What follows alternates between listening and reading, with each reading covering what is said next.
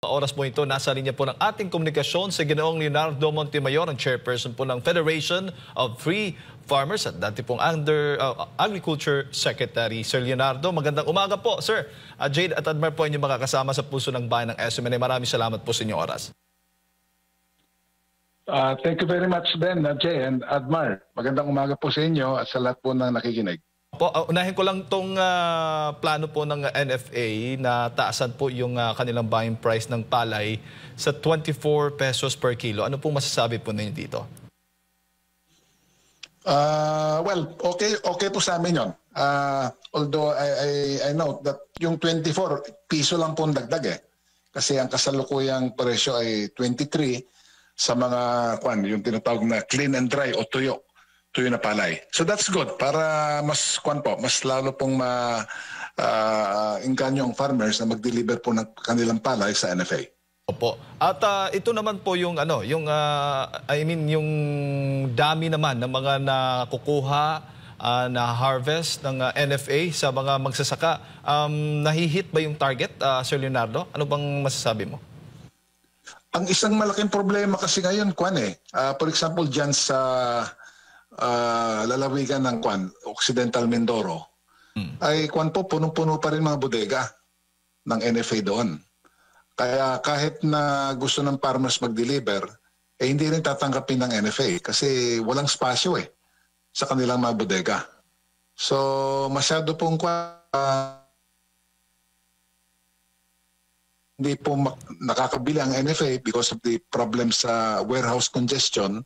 Yung mga traders, ang bilihan po nila ng palay ngayon ay mga 17 pesos bawat kilo. Versus yung kwansana, 23 o 24 sa NFA kung tuyo po yung palay. Ang laki po ng agwat. Opo. So sana po malutas agad ng NFA yung issue po ng yung bakit hanggang ngayon ay congested po yung kanilang bodega. Although nagpalabas si Secretary Laurel, maalala natin, ng emergency food declaration para ma-justify po yung paglabas ng bigas mula sa NFA at ibenta po ng mura sa LGUs sa Kadiwa, tila may kabagalan po yung unloading from the NFA bodegas ng kanilang stocks. At the same time, on the LGU side yata, tila pakonti-konti pa lamang ang LGUs na sumasali sa programa. Opo, pero yung mga bodega, ang NFA na po yung nagmamanage, hindi po yung LGU mismo. Hindi tumutulong. Wala namang Hindi pa. Kasi ang sa ilalim po ng ating sistema, sa ating batas, ang talagang may hawak ng buffer stocks NFA talaga. Yung LGU lang, kumukuha lang sila ng bigas from NFA. First of all, kung may kalamidad, or in this case ngayon, meron pong emergency declaration sa bigas, kaya nakakabili po sila ng bigas sa mas murang halaga. Opo. Thank you, Sir Leonardo. Si Partner Admar po para po sa mga karagdagang katanungan po sa inyo. Thank you. Opo, magandang umaga po, Chairman. Ito pong sinasabing maraming mga natenggang palay sa bodega ng NFA, hindi po ba ito nabawasan? Kasi nga po, di po ba ay pinahintulutan na silang makapagbenta ng kanilang mga stock ng bigas dyan po sa public? Opo, dapat talaga na nababawasan talaga dapat yung spasyo sa mga bodega ng NFA upang sa ganon makabili po sila ng mga bagong aning palay sa ating farmers at meron din po silang pag-iimbakan. Ang problema nga po, bakit mabagal po mismo yung pag-withdraw ng bigas o di kaya palay, kasi baka may maraming palay pa po dyan, gigilingin pa ng NFA. Bakit mabagal po yung prosesong yon? Yun po hindi naintindihan ng ating magsasaka at masyado po silang nababarat po ng ilang mga trader.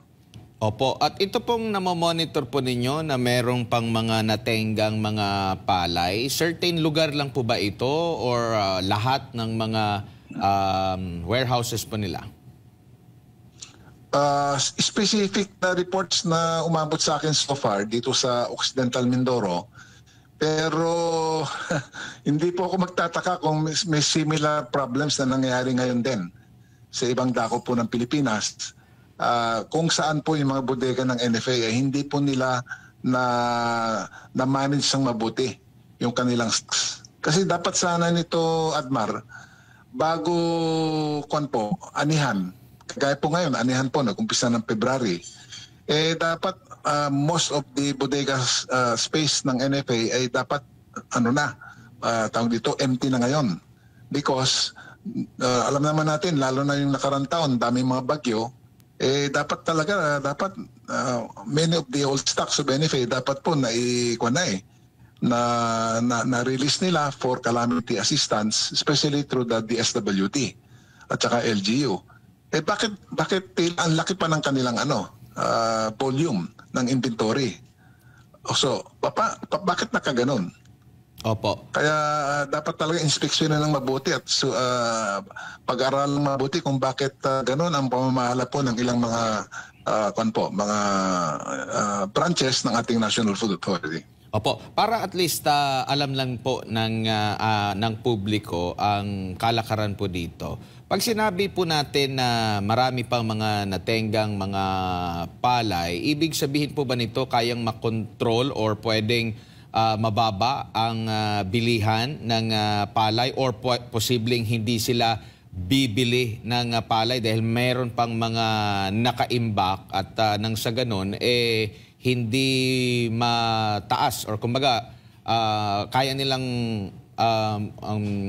kumuha ng profit doon sa mga pagbibili at saka pagbebenta ng bigas. Opo. Ang NFA, siyempre may meron silang procurement fund, ika nga. Ito ay budget para pagdating ng anihan, lalo na po ngayon, mabibili nila yung palay ng ating mga magsasaka at ma-build up na naman yung kanilang inventaryo o yung reserve stocks. Ang problema ngayon, hindi po nila na-manage ng mabuti yung kanilang inventory. At sabi ko nga kanina, dapat since sa nakarang mga buwan, ang daming bagyo, wala pang masyadong ani, dapat by this time, most of the stocks of the NFA sa kanilang bodega, dapat nawala na po yan, na-release na po, na naibenta na po either sa DSWD o sa LGU. Para ngayon at may papasok ngayon na bagong ani, merong spasyo sa bodega po ng NFA. So malaking tanong talaga, bakit hindi nakapag-release ng sapat na kantidad ang NFA ng kanilang lumang stocks? Opo. Sir, sa ilalim nangyaring ganon? Opo. Sa ilalim po ng emergency, yung food security emergency, pwede na silang magbenta. Pero bago pa man ito, intended lamang ang mga bigas sa NFA para sa mga kalamidad. Baka hindi po bumili or meron pang supply ang DSWD tsaka yung mga LGU na intended para po sa kanilang mga relief. Yun ang dapat nila. Magkaroon sila ng tamang management ng kanilang stocks. Kasi normally kagaya na sinabi ninyo, ang stocks na tinatawag ay buffer o reserves ng NFA, intended lamang yan para sa mga calamity relief, di ba? Pero aside from that, dahil po dito sa emergency food security na nadeklara ni Secretary Laurel, allowed din ngayon ang NFA na magbenta kahit wala pong calamity. Opo. Okay, so they're allowed now to mag-withdraw ng kanilang mga stocks mula sa bodega, either in rice form or in palay. Kung palay, gigiliin pa yan siyempre. Tapos ibebenta po nila yan ng mura sa LGU sa Kadiwas para magkaroon po ng greater withdrawals from the NFA warehouses. Opo. Ganun po sistema ngayon. Opo. Kayo po'y nagtataka po ba dahil ngayon lang ito nangyari na meron pang mga natitenga na mga palay sa mga warehouses, considering nabanggit nyo po 5 magkakasunod na mga bagyo ang nanalasa dito po sa Luzon area. So hindi talaga nabawasan at meron pa talagang mga nakaimbak dyan. And papalapit na rin po yung harvest season ngayon pong Marso ata, no? Kalagitnaan ng taong kasalukuyan. Actually, nag-umpisa na po yung anihan, although ang peak niyan will be next month, sa March. Pero very unusual po yung nangyari ngayon Kasi as I said, normally, from let's say mga July to December, maraming bagyo yan. So talagang you will expect na malaki ang bawas, malaki ang withdrawals ng bigas mula sa mga NFA warehouses. Hindi po ba? Para gamitin po sa calamity relief. So that pagdating po ng buwan ng ngayon, February, March, halos walang laman po, na stocks ang NFA. Kaya ma-absorb ngayon ng NFA yung mga palay po na bagong ani. Yan po, at ma-build up na naman po nila yung kanilang buffer stocks. Ngayon po hindi kaya nga as I said, napilitan siguro Secretary Laurel magpadeklara ng emergency para magkaroon po sila ng basis para magbawas o mag-withdraw ng NFA stocks kahit na walang calamity. Opo. Ganun po. But even then, mabagal po sa nakita namin, mabagal po yung yung galaw po ng mga lumang stocks ng NFA para maka-absorb sila ng mga bagong ani. Opo, kasi ito po yung kautusan para nga maging stable or mapababa pa ang presyo ng bigas. At the same time, makakabenepisyo din ito sa mga magsasaka dahil kung wala na mga stock, maaari na silang bili. At kung ito nga nabanggit nyo po na may mga area pa na punuan or nakatenga pa, so parang hindi sila sumusunod sa naging utos na magbenta na ng kanila pong mga stock. Kasi dalawang pamamaraan na para ma-dispose po yung kanilang mga stocks po dyan para sa calamity and at the same time para na rin sa consumption ng taong bayan ang bibili din dyan yung mga lokal na pamahalaan, di po ba? Siguro ang problema ngayon, Admar, kahit sasabihin ng DAO, nandito yung aming mga bigas na handa kaming ibenta ito sa LGUs ng 33 pesos per kilo. Kung mabagal naman yung mabagal yung response naman ng LGUs. Kasi siyempre, dadaan pa kailan magpapas pa sila ng ordinance, maglaan ng pondo para bilhin po yung bigas ng NFA. Tapos siyempre may mga ihanda pa yung mga kung saan ibibenta, etc. And then since papasok na po tayo sa ban on election spending sa mga LGUs, kung wala pong permiso ang COMELEC, hindi sila makapagpapalabas ng pondo para saluhin po yung bigas ng NFA. So, yun siguro ang mga dahilan kung bakit may kabagalan talaga yung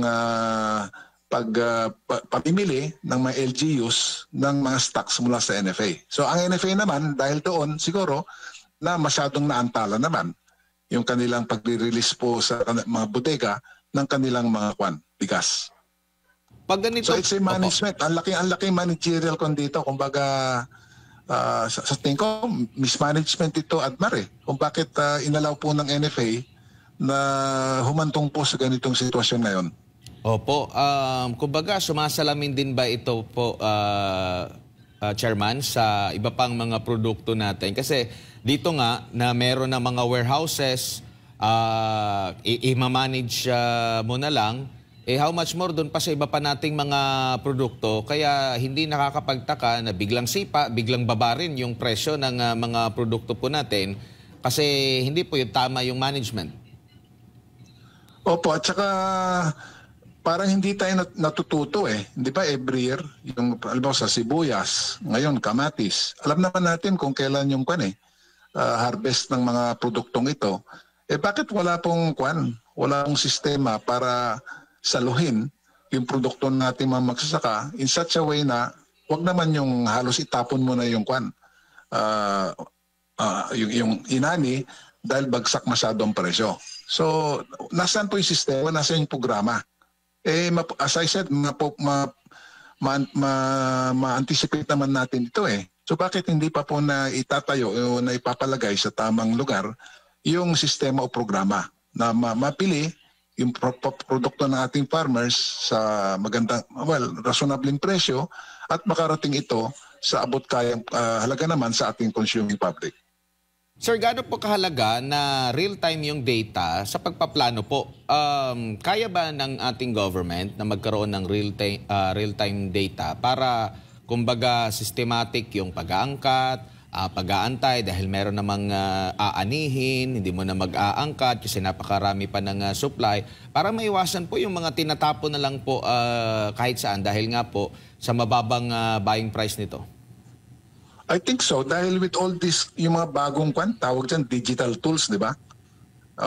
Instant ano yan instant information, may paparating mo mula sa bukid papunta sa mga tanggapan po ng ating pamahalaan. So walang dahilan kung bakit hindi natin malaman ng ating pamahalaan yung aktual na pangyayari in a very timely fashion. Para sa ganon, nakahanda na rin yung yung magiging tugon ng ating gobyerno sa mga nasabing mga problema. Opo, maliban dito sa bigas, sa kamatis, meron pa bang ibang produkto po kayo na monitor na medyo namomroblema din po sa kasalukuyan? Yung sibuyas Admar, kasi panahon din ngayon ng anihan ng sibuyas So umiyak pa rin. Umiyak naman po yung ating magsisibuyas dahil nasabayan po ng importasyon ng sibuyas itong kanilang harvest period. Although it's not that big yung volume na authorize po ng DA na maangkat natin, still nagkakaroon po ng impact yan sa pamimili po ng ating mga trader. Tapos nandyan pa rin yung usual problem, maaaring may magandang ani, pero dahil sa kakulangan po ng cold storage facilities, talagang sa pilitan po, ibibenta po kahit napakamura ng farmer yung kanyang produkto. So again, that problem of lack of cold storage facilities, ang tagal na po natin narinig yan Although as of late, the past few years naman, may mga series naman of cold storage plants na itinatayo sa iba't ibang dako ng Pilipinas, pero kulang na kulang pa rin po yung bilang po ng nasabing mga And then the problem pa Admar ng yung peste, yung tinatawag na army worm. Oo, bakit hanggang ngayon wala pa tayong programa para ma-anticipate at saka pag tumama po yung yung dating ng mga army worms? Opo. Mayroon na tayong mga dapat. May Chairman, mga lunas na dapat tayong nakahanda. Naalala ko po nang nakapanayon po namin yung alkalde ng Bungabon Nueva Ecija noon. Talagang yan yung isa sa kanilang mga pinoproblema. Yet, isa pa sa kanilang gusto na mangyari na magkaroon din ng maraming mga scientists, yung mga soil scientists at titingin din doon sa mga kasi yun yata yung nakikita niyang problema para ma-check talaga. Kasi nung nakapunta din sila sa China, makita doon dahil dito yata parang 2 beses lang ata ang anihan kada taon po, Chairman. Doon sa ibang bansa, like sa China po, kaya nila na mas maraming beses, no? Yun ang kanilang nakikitang hamon sa kasalukuyan dahil kaya naman nating makipagsabayan at dihamak na mas masarap yung sibuyas na lokal kumpara po sa mga imported, Chairman. Opo, so dapat talaga ibayuin itong paghahanap po ng mga gamot. As much as possible sana yung organic na gamot dito po sa mga peste na tumatama po sa mga sibuyas natin. Ikalawa, I suspect wala tayong magandang research program para ma-develop yung mas magandang varieties ng sibuyas na maaring mas matibay yan sa sakit or maaring it's possible mas early maturing. Para kaya na sinabi nyo, baka mas maraming beses sa isang taon pwede pong magtanim at mag-ani ng sibuyas. So a lot has to be done, R&D, tapos pati po sa mga paghahanap po ng mga let's say mga biopesticides para maayos po yung problema po ng mga peste at saka cold storage facilities dapat. Opo. Sir Leonardo, si Jade po ito ulit. Huli na lang, dahil bukod nga doon sa sibuyas, problema din natin yung oversupply ng kamatis. May solusyon ho ba dito? Ganon din po Wala tayong in place na sistema na siguro dapat dito pakikipagtulungan po ng local government units, tapos yung DA, meron namang marketing Marketing Assistance Service, ang DA, the same with the DTI. Siguro i-connect din ang mga farmers natin sa mga nagpoproseso po ng kamatis, ginagawang ketchup, tomato paste, and other processed food items out of the kamatis. Dapat po lahat yan, pagdugtong-dugtungin dapat natin para kung in case may sobra-sobra na produksyon ng kamatis, bibilin po ng mga processors para po sa kanila mga processing business. At hindi po malalagay sa alanganin yung farmer natin na basta na lang itatapon. Kasi alam mo, Adman, the other day lang, ang report sa akin doon sa isang grupo sa San Fabian, Pangasinan, 5 piso na raw yung 1 kilo ng kamatis. Kaya ngayon, punta tayo siguro sa palengke dito sa Maynila. Nagmura masyado din ang kamatis Pero ang kawawang-kawawa yung ating mga farmer. Pero 5 piso, 1 kilo. Opo. Magkano ho ba, para na lang sa kaalaman po ng ating mga kababayan, magkano ho ba yung budget o pondo na inalalaan para po sa mga cold storage facility, Sir Leonardo? Depende rin kasi sa capacity ng cold storage facility. But siguro, yung moderate size siguro, siguro yan, mga tens of millions of pesos yan. Isa pong facility na let's say 5 to 10,000, hindi ko lang maalala kung bags yun o tonelada ang makakayanan. Kasi nga, paulit-ulit na lang po nating na pag-uusapan cold storage facility yung problema. Wala pang dapat by this time meron na tayong system in place, di ba? Opo. At parang palaging nagre-replay tayo imbis na magkaroon sa ng bagong napapanood. Oo nga po puros replay. Replay ang nating napapanood. Well, anyways, Sir Leonardo, maraming salamat po sa inyong pong oras at sa pagbibigay po ninyo ng impormasyon ngayong umaga. Sa ulitin po, mabuhay po kayo. Walang anuman, Admar and Jay. Thank you also. Ayun po mga kababayan, si Ginoong Leonardo Montemayor, ang chairperson po ng Federation of Free Farmers at dating Agriculture Secretary.